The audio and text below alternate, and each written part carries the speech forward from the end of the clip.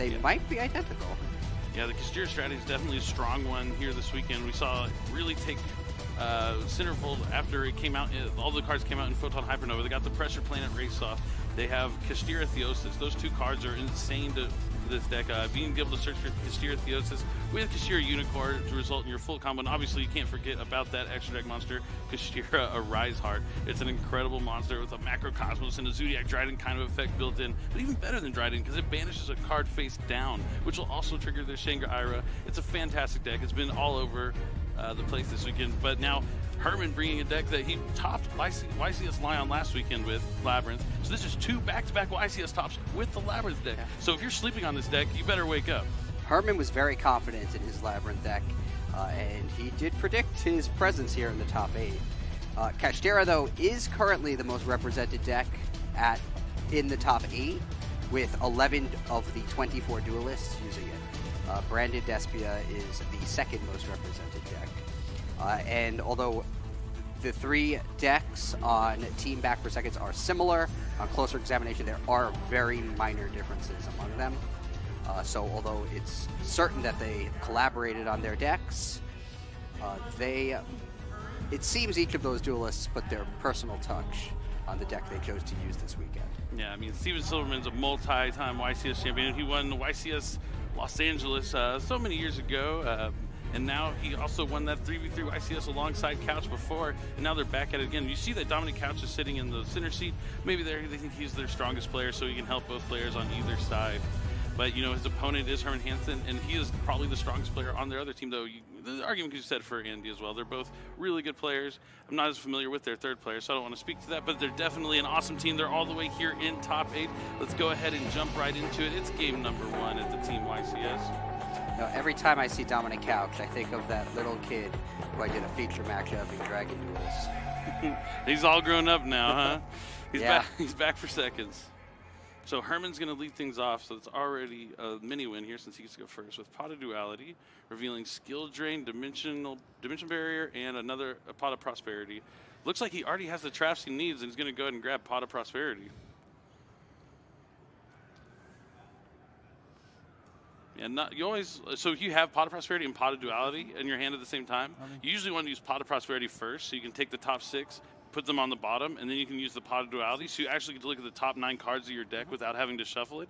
Where if you do it the reverse order, like he's having to do here, since he obviously added that Prosperity off the Duality, you're going to have the potential to see some of those cards you revealed off the Duality the second time. The upside to the order he chose is that he had the potential to bait out the Ash Blossom on the Duality. Dominic didn't fall for it and instead ashed the Prosperity, so Herman only had the choice of 3 cards rather than 6. Yeah, that's, and especially since he grabbed the Prosperity off the Duality to be met by the Ash Blossom, that's rough. But it is an Ash Blossom that won't be able to stop a Welcome Labrynth or a big Welcome Labrynth maybe later on in this game. That is certainly true. And it looks like Couch is going to try and summon. He summons the Unicorn, but before he can use the effect, Herman is going to use Tears of the Underroot, so he's going to be able to swap out that Unicorn for the Ash Blossom face down. Ash Blossom not so effective on the field face down, really just interfering with being able to special summon Kashtira monsters. Oh, man. So Kashtira Birth comes down. Herman pays a hefty cost for 4,000 to stop it, and then he Solemns the second copy of Birth. 2 copies of Solemn for 2 copies of Kashtira Birth. We're off to a fast start here in game number 1 in top 8. Oh, man. Herman's out to 2,000 life points, but Dominic Couch can't deal the damage. I mean, he just sets 1 back row. Herman just needs a Welcome Labrynth, a big Welcome Labrynth. He needs to get a monster on the field, something that can put him back in the game. Dominic activates Pressured Planet Rightsoth, so now he can get the Kashtira monster of his choice. The face-down Ash Blossom isn't irrelevant because it is a level 3 tuner.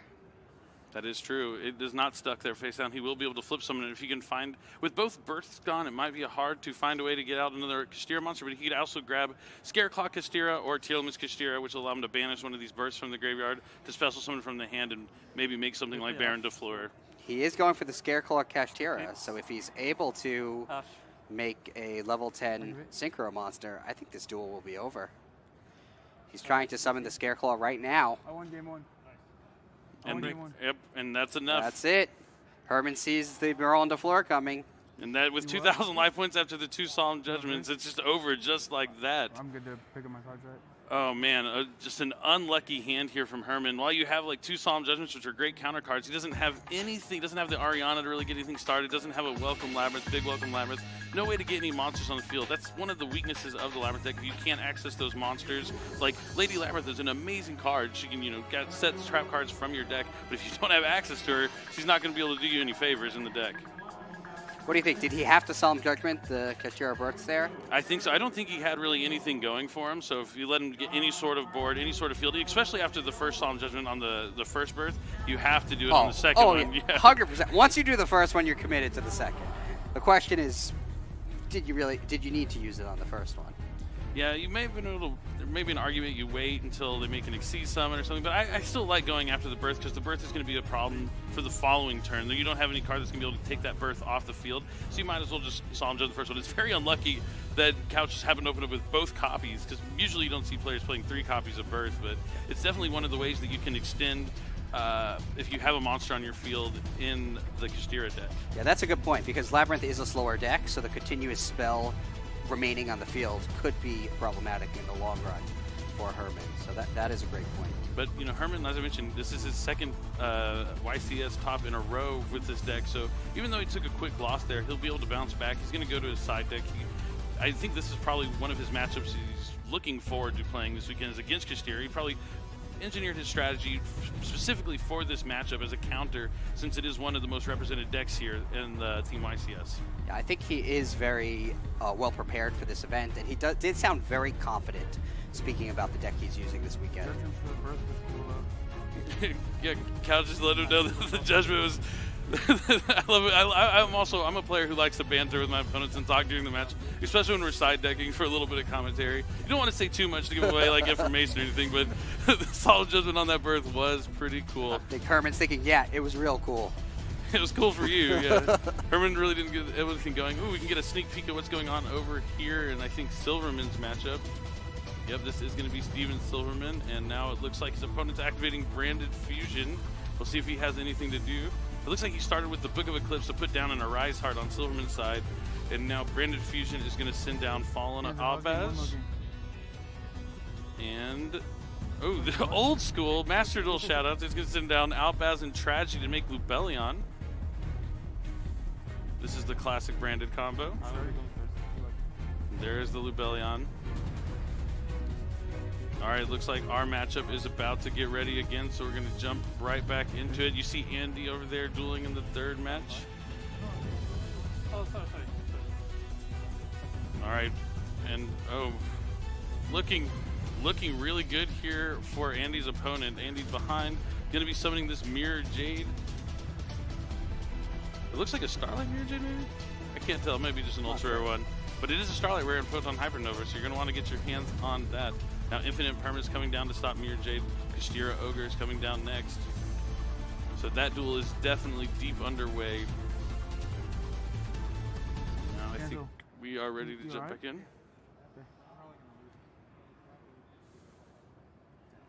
You see Couch looking on to his teammates' game as they're waiting to jump right back into it, seeing how they are doing. But without further ado, it's game number 2 here in top 8. That was a quick game 1, so we can hope for a little bit longer game 2 here.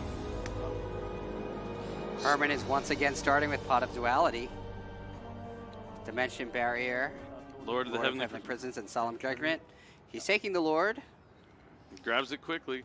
So Lord's a cool card. You can reveal it in your hand until you leave it revealed into your opponent's next end phase. And while it's revealed in your hand, spell and trap cards on the field cannot be destroyed. And then if a spell or trap card is activated, you can special summon from your hand and set a spell or trap from your deck. You can't use both effects in the same turn. Definitely a powerful card in decks that like to protect their spell and trap cards.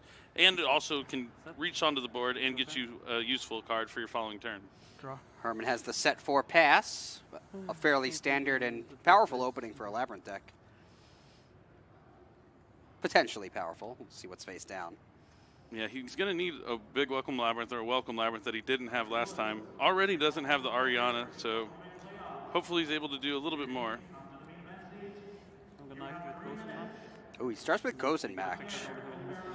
So now, since he activated it, he can special summon the Lord, and Lord of Heavenly Prison will set a Speller Trap from his deck. It will set a copy of Big Welcome Labrynth from my deck. Goes for the big welcome Labyrinth. Goes in matches extremely problematic for Kashtira, since the attributes are all over the place. And immediately Herman flips Eradicator Epidemic Virus.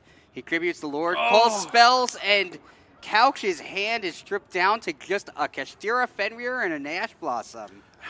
Harpy's Feather Duster being sent to the graveyard. Heads up. I mean, the Harpy's Feather Duster with the Lord in his hand wouldn't be able to really do too much, but 4 spells. Eradicator Epidemic Virus, one of the best cards in the Labrynth deck. Yeah, although he did special summon the Lord, so then he would have been able to if he did not have the Eradicator Virus, though he probably would not have summoned the Lord without the Eradicator. But Couch is going to just summon the Fenrir, lose it to Solemn Judgment, and pass his turn with an Ash Blossom in hand.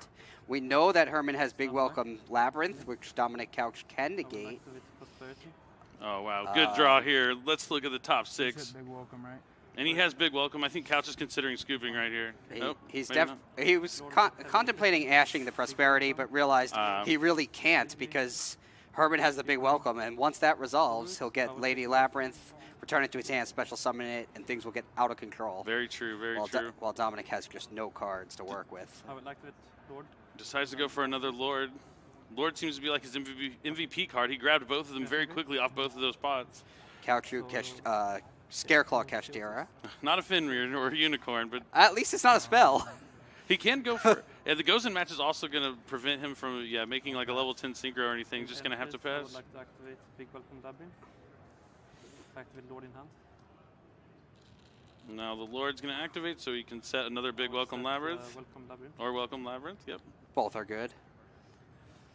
It makes sense to get Welcome Labyrinth here because you don't want to return any of your monsters on the field to your hand. Yeah, I mean, he could return Lady Labyrinth and special summon it again, right? True. He's so far ahead now. He's going to land another monster on the field, and I think Couch will probably be out of this duel before he even reaches 3 complete turns with Eradicator Epidemic Virus. Here comes Ariana. Ariana will have me a copy of Lady Labyrinth at Silver Castle.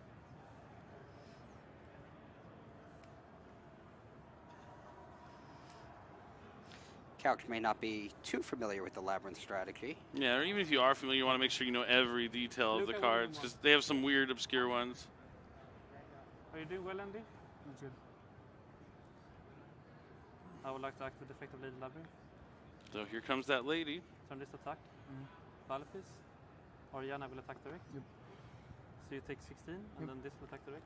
So you take 46. 46, put at 34. Yes. Yes. In all likelihood, Couch has 1 draw to turn this duel around. And Herman's going to get to see it. And unfortunately, it can't be a spell card because that won't help. It was used in his end phase. On resolution of that card. Ash doesn't negate activation.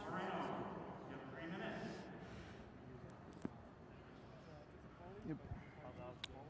You're at 34. I think he's going to lose game 1. So what? Yeah. You're at 34. Yep. Alex, what game are you in?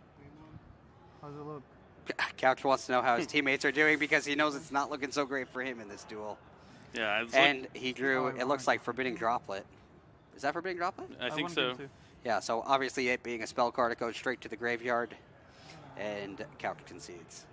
Yep, Herman being able to use that Lord of the Heavenly Prison, Eradicator Epidemic Virus combo to easily take this game alongside a Solemn Judgment. Pretty fantastic. Yeah, his deck does use a lot of spell cards, so he is fairly vulnerable to Eradicator Epidemic Virus. I don't know if 4/6 of his deck is spell cards, so it may have been a little unlucky for him to lose that many cards from his opening hand. He definitely had a lot of spells, yep. Yeah. I mean, yeah, Kashtira Birth is just such a powerful card. We saw him draw 2 of those in game 1, so... Well, that's what won him it in game 1. Yep. Definitely having Eradicator is huge. We're going to have to see if he's going to be able to do the same here while he's going second. Because we saw him go first in game number 1 and now first in game number 2. Was able to win game number 2, but now going second with Labrynth is definitely where it gets a little bit harder. This is looking like the fastest match I've seen all weekend. At least so far. Yeah, Yu-Gi-Oh! Doesn't have to be slow. When the players know what they're doing and playing back and forth, it can actually be pretty brisk. I mean, that game number 1 was lightning quick, thanks to the effects of Solemn Judgment. Pay half your life, you lose. Yeah. But you can see how focused they are. You can see that the veteran duelist like Herman wasn't like shook from the quick loss in game 1. He was like, well, there's nothing I could do here. I did not draw very well. On to the side deck, on to the next game. What can I do from here on out? It's always about what you can control. If something's out of your control, if it's already happened, the more time you waste thinking about it on that, it means it's just getting worse from the initial loss. Like, you have to adjust, learn from it, and then move on and just adapt and be stronger. Yeah, you got to move forward. A lot of players, they lose their first round, win out, take the championship. It happens because they know how to put their loss behind them. Yep, it looks like we're jumping into another one of these games. I think this is going to be Table C. Yep. So it's going to be Andy Singh piloting this Despia branded strategy. He looks like he's activating branded in white. Doesn't look like there's much on his opponent's side of the field. Just has a Shengri Iroh with no materials, a Fenrir.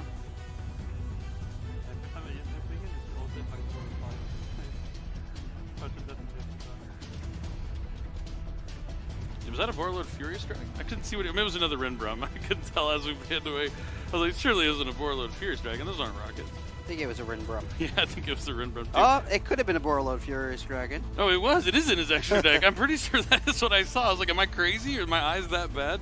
Do my eyes deceive me? Wow. But interesting. So there's definitely some cool things going on over there in Andy Singh's deck.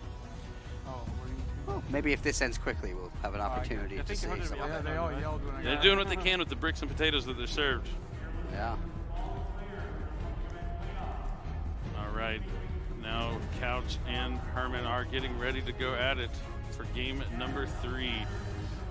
It's been an epic match so far. I really could be anyone's game. I mean, this is going to be the first time Couch is going to be able to go first, so he's on the play. And we'll have to see what kind of Kashtira combo he has. I know locking out your opponent's spell and trap card zones is something you look to do against a deck like Labrynth. So even if you lock out 3 and they can only set 2, that's huge sometimes. Yeah, I haven't actually seen that unfold in the event this weekend while I've been commentating. I don't know if you've seen that. Spell and trap card zones locked. I think I saw it when it like panned over to like a game during one of the matches, but I haven't actually seen it in one of our directly featured matches. But it might happen right here in game number 3, I'd imagine. But I'm certain Herman knows that this is a strategy his opponents will be trying to do, and he has already found a way to counteract that. No doubt, he just needs to draw it. All right. And it looks like Silverman is also in the underway on his game, has a board, but we're going to jump right into it. It's game number 3 in top 8. I was going to say round 8, but we're not in round 8. We're in top 8 now. Only a couple more rounds before we crown the Team YCS champions. All right, I see an enemy controller and Ash Blossom. Not a good hand. I couldn't tell if there was a Kashtira monster there. Oh, is that an ogre? It's a Scareclaw, I think. That looks like a Scareclaw Kashtira in his hand. Definitely not a Unicorn. I see a Lance, an enemy controller, Ash Blossom, Scareclaw Kashtira. Definitely not a good hand. Go ahead. Pass. Oh, he passes his turn. Wow. Break game 3. Stand by. Yep. Main. Yep. I will set 1. Yep. Set This 2. is huge. Then you may go. Oh, wow. Just 2 from Herman. He only sets 2. I think he's a little scared of evenly matched. That would make sense. Because it is possible. No. Especially after that I brick game 3 to my friends. Definitely not going to fall for any of those mind games. So activating Scareclaw Kashtira, going to have to banish a Scareclaw or Kashtira card out of his hand. It looks like he's going to banish Big Bang. Oof, not a card you want to draw either. Both of these cards you want to search from your deck. You don't really want to have... So he's going to go to battle and try to attack with it in defense mode. Skill Drain's going to make sure it can't attack. Yeah, attacking in defense mode is part of its effect, which is now negated. So Herman will just give up 1,000 life points to activate that skill drain. And the Scareclaw Kashtira will just sit there in defense mode. It's a really rough hand for Dominic. So it lands and shifted. Lands, shifted. Good. Draw. He sets the enemy controller and passes. Stand by. Main. Your turn. Herman sets a back row and passes too. You said what? Neither player with a strong start. Is it still game 1? Main phase. Yep. Activate. Oh, finally, Couch drawed in the pressure planet at race off. That could be big. The skill drain is still problematic though. Well, I know he has a copy of Forbidden Lance, so that might be able to help him if he can find a way to just make an Arise Heart. He could Lance it and then banish the skill drain face down. Perhaps. Forbidden Lance seems pretty good against. Oh, here comes Kashtira Birth. That's a tool that'll help him. He can summon a Kashtira from his hand. Normal summon Fenrir. Thanks to Birth, he doesn't need to tribute any monsters. Works for any level 7 monster. So if you play a level 7 monster deck, you want to normal summon your level 7s, you should check out Kashtira Birth. Like Dark Magician, for example? Dark Magician would be one. Kazagen, Suijin, Sagna, also level 7s. I don't know if you remember the dueling. There was a dueling skill where you could like just normal summon those guys. It was really powerful in Duel Links. I'm going to declare the effect when I attack. Target this. But if you want to play this, you can check out the Speed Duel Midterm Paradox box. But he's using the effect here. Yeah, he's attacking with Fenrir, activating the effect even though it would be negated by skill drain. And Herman suspects that Dominic Couch will be able to chain some sort of card that will allow the Fenrir's effect to resolve, and that card is Forbidden Lance. Thinking. So it means it goes on to 1600. Yep. So the Lance resolves, the Fenrir effect resolves. Shit, my bad. Skill drain is banished face down. I'm still activating Welcome Labrynth. Herman uses Welcome Labrynth, but Dominic Couch has Ash Blossom and Joyous Spring to stop it. So Now the Scareclaw Kashtira can attack also, and Herman is actually just going to take damage from both attacks. Yeah, and they both gain 29 and 16. Why is it 29? Because it gains 100. Oh, it's 26 regularly. 27, sorry. Yeah, it's only 27. 27 and 16. so that's 43. So it leaves him with 37. That puts you at 27.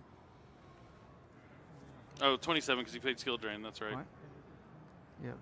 And this too. So it's 37 left. Mm-hmm. No, 27. 27. Skill drain. Yep. And this too. Thinking. Sure. I'm gonna activate Gozen. All right, so he's going to use Gozen before he goes to main phase 2. Fenrir effects. Okay. Makes sense to do in the battle phase with Fenrir's effect. Oh, well. They're both the same Yeah, attribute. they're both the same attribute, so it actually didn't matter. Well, at this point, but it prevents Dominic from summoning a monster of a different attribute. If you let him go into main and then phase 2, keeping that one, if you let him go into main phase 2 before he flipped the Gozen, he would have an opportunity to overlay the 2 for another monster if he chose not to use the Fenrir effect. So flipping it up in the battle phase, so he wouldn't let the Ycs summon come out just quite yet. Yeah, there's really no harm activating it that early. Although he most certainly would have used the Fenrir's No, effect. it's Lance, so it's unaffected by this.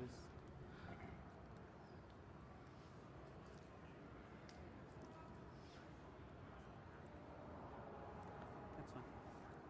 Good. Draw? Yep. Standby. Main. All right, let's see what Herman has here. Draws for the turn, sets 1, sets 2, 3. Your turn. I think I see a Nibiru in his hand. Yeah, he hasn't been able. Not a good time to draw a Nibiru when your opponent draws bad. Yeah, that's when you hope your opponents drew well. Actually. Harpy's wow. Feather Duster. Can Herman stop it? And that's it. He can't. I won. Wow, Dominic recovers from a pretty terrible hand. Okay, Forbidden Lance is such a powerful card. Forbidden Lance and Kashtira is just absolutely incredible. And just coming back after passing turn 1. If you're going to draw a hand where you can't really do anything with it and you have to pass turn 1, at least you're playing against a deck that probably can't put out a ton of damage to just capitalize on that right away. Yeah, so he did get a few additional turns, and that's all he needed. Couch is like, I won. Whoever needs help, let me jump in. I know Couch has been helping his teammates. Silverman's like, nah, let me do my own thing. He's in his zone. Silverman's a former YCS champion, even before the 3v3 YCS, a decorated veteran of the tournament scene, so definitely wants to do his own thing. So we're about to jump on in and check out their match. And Luca, I know on the last thing, Luca won game 1, I believe, against Andy Singh. I feel like I don't usually see Dominic so excited to win. I'm thinking maybe it was a surprise to him. I mean, yeah, you saw after he drew his hand and passed, he said, I bricked, like it's over, I bricked game 3. That's what he said. And he asked how the games were going for his teammates. Yeah, but now he has finished his match and he's there to help out. And it looks like they're side decking over there, so another game going to be played between these two. So this round is definitely not over yet, even though Couch has already won. Now he needs one of his teammates, just one of them, to win the match. If not, the win that we just saw from Couch will not matter. Because you need at least 2 other players. If you're not familiar with how you've been watching all weekend, or maybe you just jumped in, you want to know how the team YCS works, there's 3 players, player A, player B, and player C. The first team to have 2 players win their matches respectively will win the round. So one of these matches has concluded. Now we wait to see how the other ones will play out. We're shifting over to Alexander versus Anderson, which will hit a Kashtira deck against Despia. Yeah, always been a little jealous of Andy. Andy won YCS with Infernoids, and that was always the deck. I loved my Infernoid deck, and I always wanted to get a win with it. I made it to 2nd place and lost to Joshua Schmidt in the finals, but couldn't lose to a better duelist, so I'm happy with that. But definitely awesome for Andy, as he is also a YCS champion in his own right. Infernoids right now are actually one of the, I wouldn't say they're the best deck, but they're one of the competitive decks in Duel Links. Oh, I mean, if you have Infernoids, they have to be good. Yeah, they are. We have Decatron, Decatron, Stysmith, they're the best ones. Yep. A Tondel, do you have a Tondel? I feel like that might be too good for Duel Links. He's the one who's 2000 attack, can attack twice if he destroys a monster by battle. I'm not sure if he's in there. Yeah, that's another one of my favorites. Stole a lot of games with the Tondel. We have Feast, though. Ooh, yeah, Void Feast is fantastic. Do you have Imagination and Vanishment? The Vanishment is a continuous spell you discard to set the Feast? Yes. Ooh, yeah, yes. That's definitely my bread and butter right there. Shout out to all you Infernoid fans, but we're about to get ready to jump into one of these deciding games. Infernoids, with Layer of Darkness, you could actually build them in the TCG not too bad right now. You're tributing off your opponent's monsters to banish monsters from their graveyard. Yeah, Layer of Darkness is so powerful. I do love that field spell. I face it once in a while in Master Duel. I see a lot of people using it. You don't see it pop up so much in the Yu-Gi-Oh! TCG. All right, now we're jumping into Table A, and it looks like is underway, locking out those zones in the Spell and Trap card zone. Preparations, looks like it just summoned the Unicorn to the field. Okay. So we have Luca and Steven Silverman. Oh, and so Andy won game 1 there on Table C. So if Andy wins his game and Luca wins this game, that means Do Your Thing, Blue Master 21 will, in fact, move on. Nope.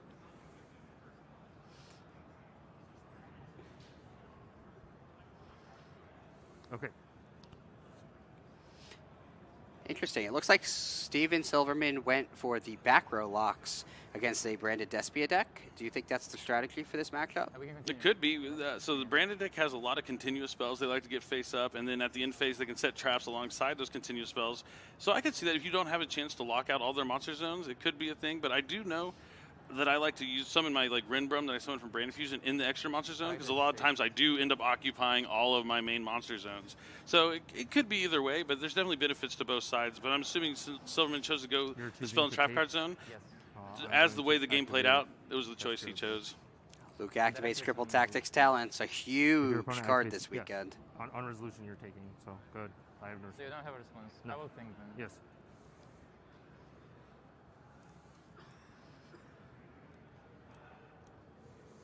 All right, let's see if he changed to this triple text. Calling Wind. So he's going to chain Mud Dragon, Calling Wind, so Silverman will not be able to target wind monsters for the turn. Takes So the Unicorn. Birth. Banish.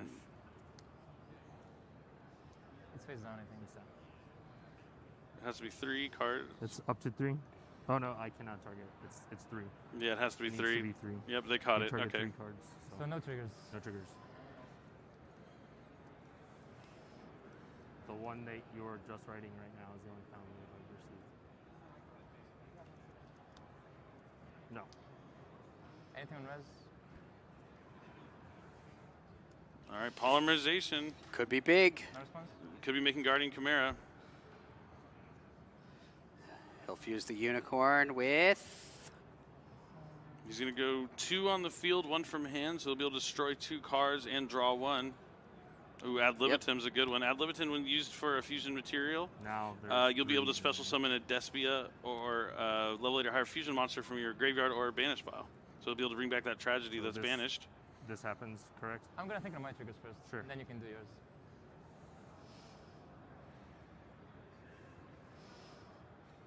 Steve's being careful. He doesn't want to misuse his Kashtira Birth again. Chimera Chaining 1, Ad-lib Chaining 2 targets. Oh, and then he can use Birth to banish. I guess, And I mean, then, it's even good to though he's banish not the on Ad the field, Libitum, you because guys then you still won't be can able to use target Brandon Red to bring back the Ad Libitum and fuse with it again. So you do get a little bit of value banishing. And it'll trigger the Shangri-Ira again. If this is no longer on the field anymore, can I target his things or no? It's for the turn. Okay. Polymerization makes it so that can't be targeted. Okay, so. Yeah, Guardian Chimera can't be targeted while Polymerization is in the so I'll- graveyard. But yeah, you could like burst banish polymerization. Yep. Birth, banish. Let me read this guy too. Yeah. And what is your? That's a heads-up play. Couch letting Silverman know he can banish that Polymerization with the Birth, so he'll be able to target the Guardian Chimera again. I guess Silverman changed his mind about not wanting help. Hey, if I was sitting next to Dominic Couch, I would take all the help I could get too. Oh yeah, certainly. 1, 2. I don't have a response. Anything else? And on a new chain after this. I will resolve the chain Yes. first. Thank you. All right, Luca is summoning the Tragedy, Yeah, I know. drawing for Guardian Chimera. Draw 1, and then I'll think on what to destroy. Guardian Chimera doesn't target, so he'll be able to pick it all. Does it all at the same time? This and this. Choose the face down card and the face up Fenrir. And then this will trigger because a card was banished. Yep. So he And gets to lock out another zone from the Shangri-Ira since he banished 3 cards with Birth. And then this still can't be targeted because of It polymerization. can be targeted. But I don't think it matters because you have Unicorn in hand, so.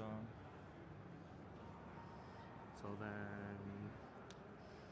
yeah, with polymerization gone, the Guardian Chimera is targetable. I'm going to destroy. And then the Pressure Planet Wraith is going to trigger since he banished. He's used the effect of Shangri-Ira, so he can destroy the Guardian But I Chimera. can use it this turn actually. To get the material off. That was my turn. On my turn. Yeah, we've been here for the whole turn, for the most part. We haven't seen Raiso destroy anything. Looks like he might not have accounted for this. And with that Book of Eclipse in his hand, I think he might have been able to use that preemptively to stop any of this from ever happening. Does Luca have a Book of Eclipse in his He hand? does. Oh.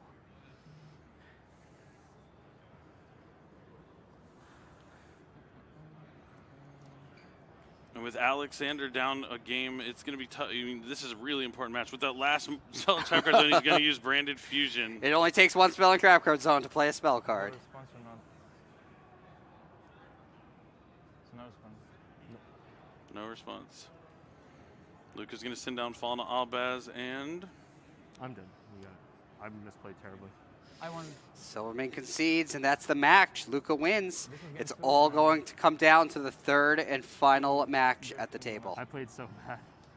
I had this, and I just didn't activate it for some reason. I'm assuming that matters a lot.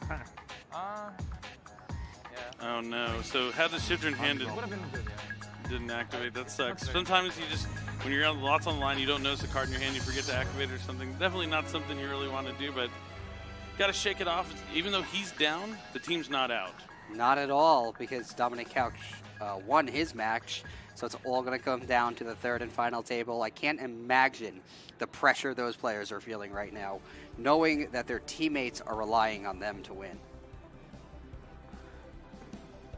You see Couch fully invested in this last match. We heard a lot of players say, you know, normally when I duel, you know, I don't worry. I focus on the game. Whatever happens, it's okay. But this weekend, they feel so much more pressure because there are others counting on them. Yeah, it's tough, but you know, even though he's down, he knows his teammate lost game 1, so he's going to have to win the next 2 games if they want to move on. But even when we saw Couch, it looked like he was going to be down. He wasn't going to win his match, but was able to turn it around. So no matter if you're down in the match, you're down in a game count, you can still find a way to fight back. That's the joy of Yu-Gi-Oh! You just got to believe in the heart of the cards and let them guide you. That's how Yugi did it. Yeah, if you actually go back and watch like the first season, you know, of Yu-Gi-Oh! And listen to like the things, the power of friendship, it really kind of aligns with the real life. Like when you ask Yu-Gi-Oh! Players, like, oh, what is your favorite thing about Yu-Gi-Oh? Like, oh, it's the friends I made along the way. Weird. It's like that's like one of the first episodes in the in the anime. It's like they knew it all along, right? They knew it all along. I mean, that's what Yu-Gi-Oh's about. And that, the power of friendship, and now here they are. I'd like to imagine, like, you know, it's like the duel with Yugi and Pegasus, and Pegasus is trying to read Yugi's mind, and Yugi's doing his tactics where he's switching back and forth between, you know, the Pharaoh and himself. So and then this friends show up and they're like, no more, Pegasus. You can't get past us. What is this? You know, I love that. And that's what kind of you have here at the 3v3 YCS, or the team YCS. The friends are here saying, you will not defeat my friend. I'm done with my match now. I'm here to help. I like to imagine Couch is just appearing in that little cloud. You know, that scene where the Taya and Tristan and Joey all show up? I know exactly what you're talking about. That's what's going on right now, and you see Couch just kind of appearing in front of Andy like, you cannot pass. That's one of my favorite duels from my childhood. It is. It's a great one. Definitely want to go check out those episodes if you haven't seen them. They're some of my favorite. All right, looks like we're getting ready. Almost about to jump in. Everyone is focused on this last match. I mean, this is what it comes down to. Like, oh, man, everything on the line. It looks like we're getting a little zoom in. Okay, things are looking good over there for back for seconds. It looks like he has some monsters on the field. Oh, right. Let's jump into it. He does. Is this the top? Yeah. Looks like he might have survived an evenly match and is fighting back into this game. Did you get any information? What are his top 2 cards? Allure and Fusion Deployment. Couch is like, I can't see those cards. What is he revealing? Let me know. I'm playing this game now. It's, as Kaiba would say, it's takeover time by me. it looks like Couch is itching to take over that game. 26. Wants every detail. Declare. Effective Unicorn. Unicorn's going to attack. That's going to trigger the effect. Time to take a peek, Andy. Let me see your extra deck. That's your side deck. That's not your extra deck. This is his extra deck. That is his side deck. Let's get that side deck off the table or move it somewhere else. We don't want to get that side deck confused with the banished pile.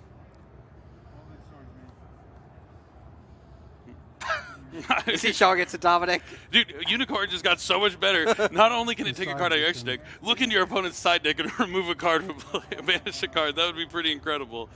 Might be one of the best Yu-Gi-Oh cards that had that effect, but he's going to take the new Grand Gadol Dragon out, the Dust Dragon out of the extra deck and banish it face down. Did he just take Dominic's advice on which card to banish? Probably. I couldn't hear. Does this one return to yeah.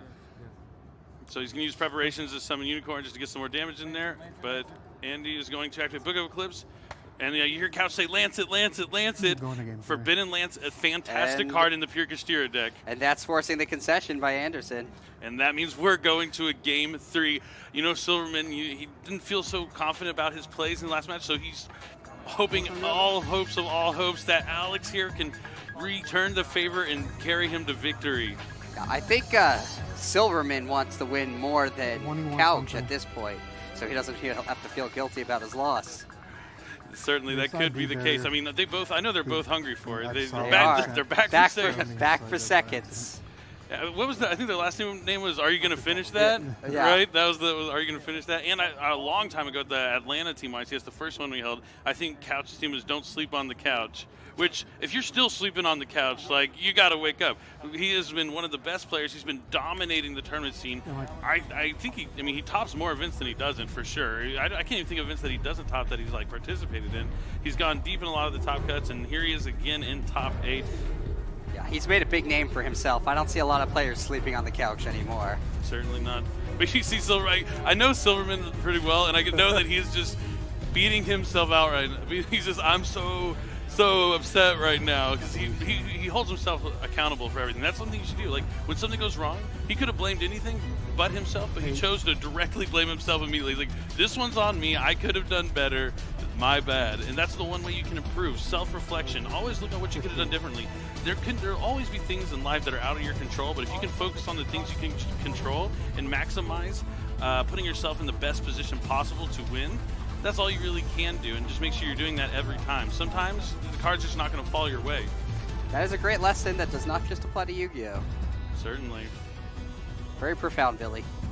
But I was just applying. That was not a profound thought. I was strictly talking about Yu-Gi-Oh! But a lot of things you learn from Yu-Gi-Oh! You can apply to real life as well, for sure. Sometimes I have a simple thought, and I think it's so profound. But here we go. I can't wait to get into this game. It's been an epic top 8 so far. I really can't wait to see which one of these teams is going to move on. I mean, they're both really, really fantastic teams. At one side, you have, Herman and Andy, both fantastic. Herman from, Europe, all the way here, so that'd be a great story to see him take Labrynth to the top. But on the other side, you have the returning champs. You definitely always want to cheer for the returning team to go back-to-back in the city. Like, that's kind of a small benefit. When you win a YCS in a city, there's something special about that city. When you go back to it, you want to do it again. You want to show, like, oh, this is my city. I own this town.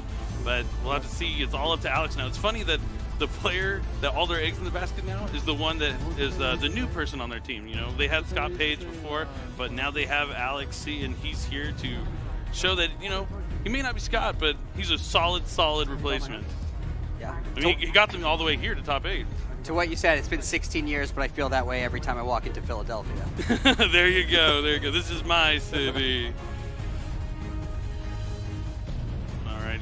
Andy taking a second to gather his thoughts, take a quick breath. It's always important, stay calm, make sure, because at the end of the day, even though there's a lot on the line, you're still just playing a game of Yu-Gi-Oh! And hopefully when you go into a tournament like this, you've practiced thousands of games. Like, you play nonstop, and so you know your stuff, and you just got to realize it's just another game, and it is game number 3 in the top 8 of the Team YCS.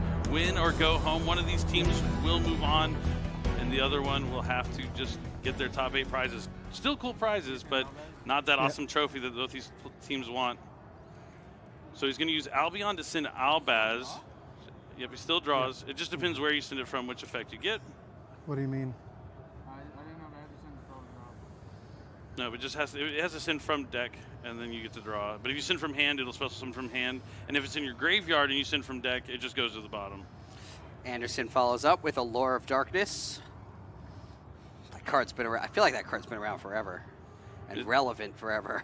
It certainly has, and with so many cards you can banish in the branded deck to gain value. Well, he sent down an Albaz, drew another one, and banished it with Allure. All right, he's not going to get much value out of the banished Albaz, but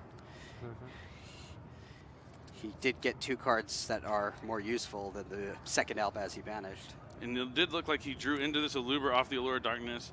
I like that he sent down Albaz. While there's like more useful branded spell and traps you can send down from your deck to the graveyard, he probably, either he maybe opened up with a trap that you would normally send with it, and so you could choose to send something like Branded Opening so you get a layer of protection for your fusion monsters. But when you don't have a Luber, you don't want to send Branded Opening because you want to draw into it. So he sends down a card he doesn't want to draw Albaz. But just putting Albaz in the graveyard turns on some of your cards. So if he has Branded in red, Branded Retribution in hand, just having the Albaz in his graveyard, or something like Blazing Cartasia, just having Albaz gives you more options. But he does go for the Branded Fusion now that he added, and it gets met immediately by Ash Blossom and Joyous Springs from Alex. That's got to be the best card you can do with Ash in that deck, right? Oh, yeah. It's not even close. It's going to pretty much end his turn. I do see a copy of Book of Eclipse. We're going to see if that's going to be enough to... I think you should play around a trap card and Book of Eclipse. Couch telling him to play around Book of Eclipse. Sounds like pretty good advice. And a trap card. I can lean back and see it. All right. How do I play around that? Alex, take the driver's seat, Couch. Okay, you told me what to do. Now, how do I do that? You got to respect it. Maybe Couch showing, it doesn't matter who's in that slot, because as long as Couch finishes his games fast, he can take over and help out. And there's your advantage to putting your strongest player in the middle seat. I'm trying so hard. If Team Back for Seconds wins, do you think we should just give Dominic 3 trophies? There's an argument for that, for sure. Now Unicorn is going to add Kashtira Birth. All right, Alex. Theosis. He's just instructing Couch lead the way, conduct me, and he's going to activate Theosis on Unicorn. That's fine. Couch says it's fine. Right. Activate Birth. Now he's going to activate Birth. Fenrir. Normal summon the Fenrir. Couch has already planned everything out. He knows what he's going to do.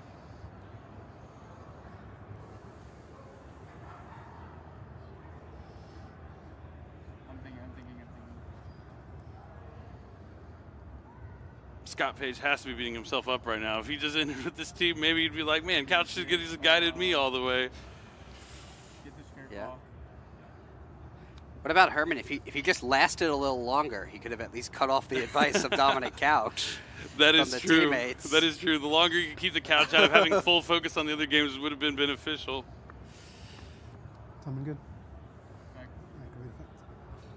I believe that's Rise Heart, Yep. right? So he's going to special summon it. He'll use its effect. Before you do it. Yes. Looks like an Ogre he's going to banish from his deck, if I'm not mistaken. Yep, Kashtira Banish Ogre. Top 3, face down. That banishes the top 3 cards of Anderson's deck face down, and more importantly, raises its level to 7. Affected birth. So now you can use Birth to summon back the Ogre he just banished. Please, you know.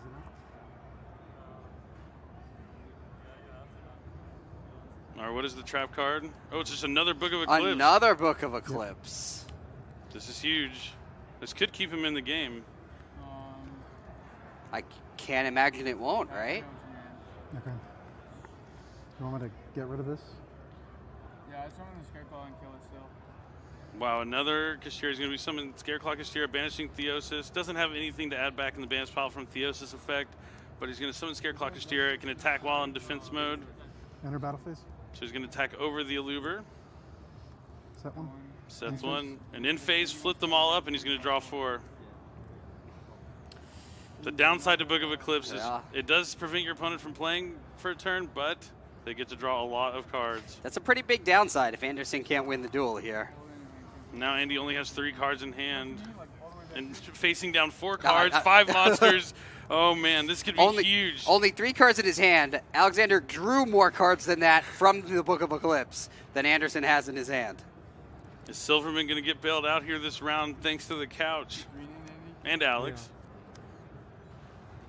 Now, even if Alexander knows exactly what to do and exactly what he's doing, it doesn't help to get confirmation from Dominic, right? I mean, he opened the doesn't way gates. He asked him. He's like, lead me. He wanted his lead me captain to the promised land. Like, here comes fusion deployment. Fusion deployment. Yeah.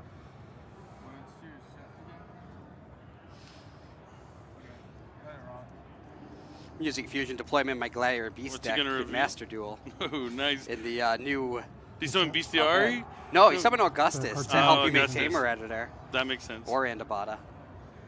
I'm thinking just Guys Eris. That's Yeah. my favorite No, Gladiator that's Beast. Too old. Too old. Way too old school. All right, he's going to summon Blazing Cartasia by revealing Grengol the Dust Dragon. Grenganol.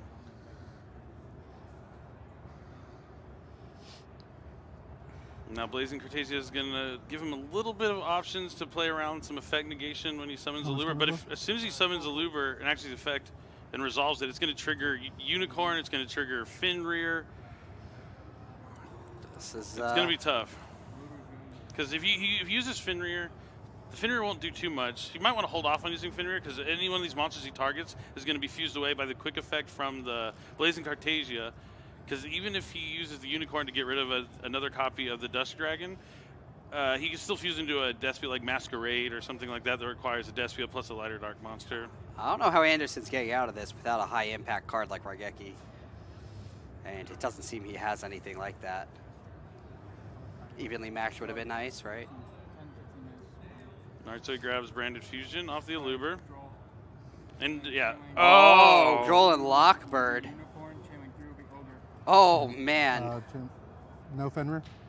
All right, Yes, Fenrir. Couch knows One. not to use the Fenrir because it would just be a waste. Because you just target and it goes away. All right. Okay, That's we're fine. missing this one. Yeah. It's fine. We could have changed roll to the Ogre. Yeah, it's all good.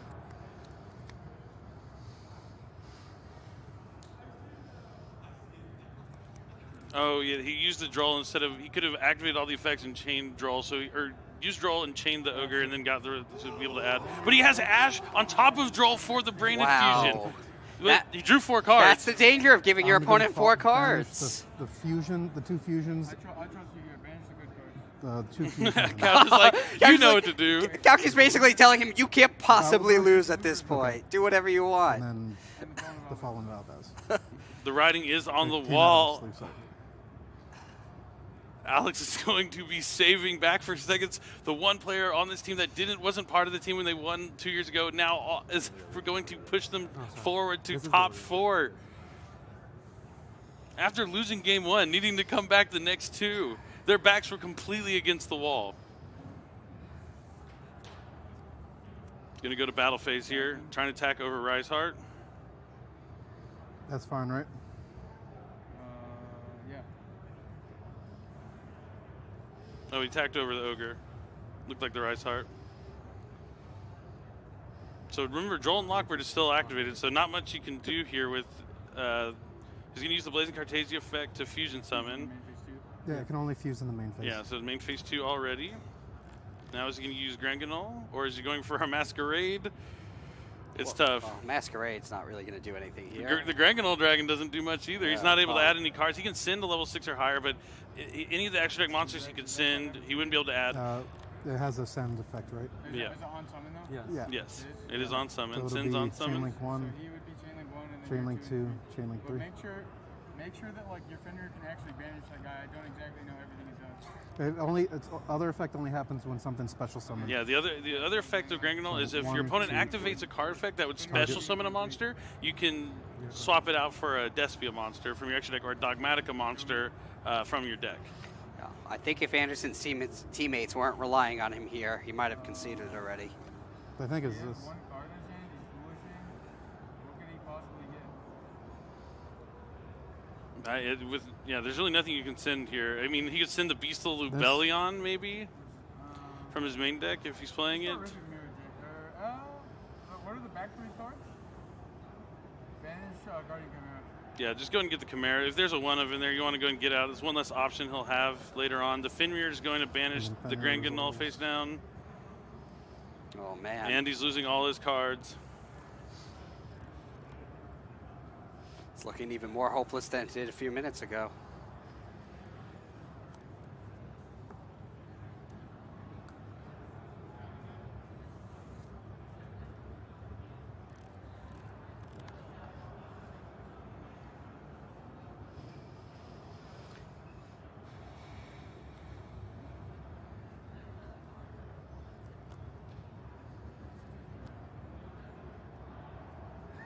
He sends Albion, but he's not going to be. He's going to be able to use Albion to set, but not add it to his hand. So he's going to add the Cartesia back from the graveyard.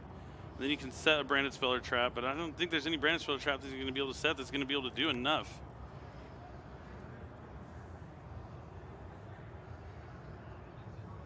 How much time is there? Time is 8:01. Cancer, you haven't taken damage, right? He's going to set No. Branded Opening. Neither of us have taken damage. What'd you set? Opening. Opening it up back. That's it. Good. Plays back to Alexander. And phase 1. Yeah, I'll start. There you go. He starts with terraforming.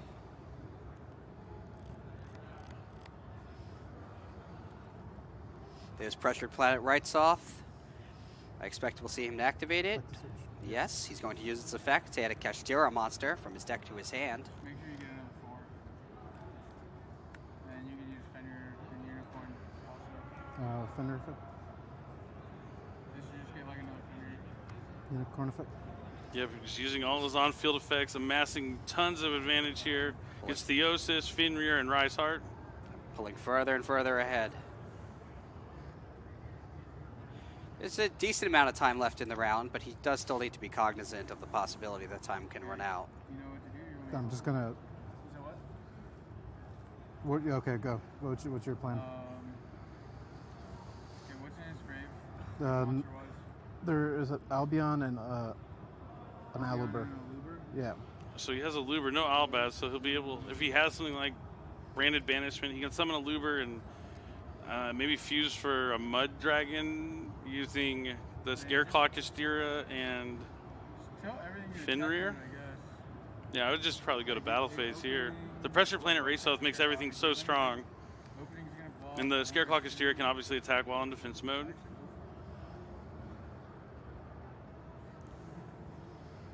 Okay, I think Alexander might be putting a little more thought into this than he really needs to. So he's going to use Burst Effect to normal summon Fenrir. attack with the level 4 first. Level 4. So he's going to declare an attack with Kashtira Riseheart.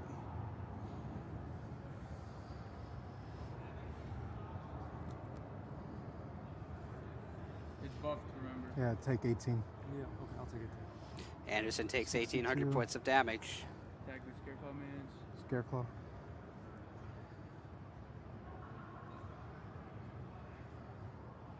29. right? Yep. It becomes 29. That's So is 29, that 47 31? brings him down to 33. 33. Declare with unicorn. That's your side deck. That's attack effect. Unicorn attacks. This effect rips one more card out of Anderson's extra deck. Despia borderless still in there, the one that makes sub-zero? No. No? Okay, then I guess hit an Albion. She's using the effect. Gonna banish an Albion from the extra deck. And what's he at now? He's at 33. 33? Yep. Okay, attack with Fenrir. Fenrir effect. Attack. 20. He'll be 27. And I'm at 33? Yep. Hold on. Top right. So it's 18, and then you did 29. 29. That leaves him at 33. And then you do Oh, a unicorn. Sorry. He didn't do the unicorn damage. He only did the unicorn effect. So they're correct. He's at 500. Because it's 28. So if the Fenrir connects, that'll be the duel. Alexander will win it, Yeah, it is. and Back Yeah. for Seconds will win the match. battle step. She's gonna use Branded Opening. We knew he had that, so he'll be able to discard a card from his hand and special summon Despia monster from his deck. Discards that Blazing Cartesia that he added back during the end phase, thanks to her own effect. Now probably gonna summon Tragedy. Banish, opening, Cartesia. Oh, but now the birth is gonna trigger Chain one to birth, get rid of that target those three, Cartesia. Opening. Aliber and I like how he Cartesia. said target those three, the ones that Cal shed. Did you hear him? Target those three. But then he told him those are the targets he wanted. Just get the monsters out of there probably. Cartesia. And opening, yep, that's a good selection. Another monster in the grid, right? No. Looks like he's going to chain Branded Banishment to bring back the Aluber. Banishment. Banishment. Now he can use Aluber's effect. Can't really fuse for anything. Use the. We're still inside the replay, right? Yeah. So. So use the Fen. No, he's using effective search, right? Yeah. Right. So chain your Fenrir Okay. and banish. So he has face down. he has to add first, right? No. Well, yeah, yeah. he does. Yeah, so the Aluber activated. Aluber's going to. Maybe Andy should not have activated the Aluber effect here. I think the only way for him to survive would be to not activate the effect, but then what's he going to draw with no cards on his field, no cards in his hand, Essentially, the game's over. most of his deck banished face down? Yeah. Redeclare. Essentially, this game's been over for quite some time. It is over. I think Anderson just doesn't want to disclare his team and give in It's with a not. He concession. activated the Aliber effect. Yeah, this is off the Aluber effect. Yeah. So redeclare. Attack for game. Tie for game, and that's it. And that's the Back for handshake. seconds. Back for seconds wins, moving on to top four. They're not out of it yet. They're now 2 round wins away from being crowned the Team YCS champions again here in Las Vegas. Big congratulations to Team Back for Seconds.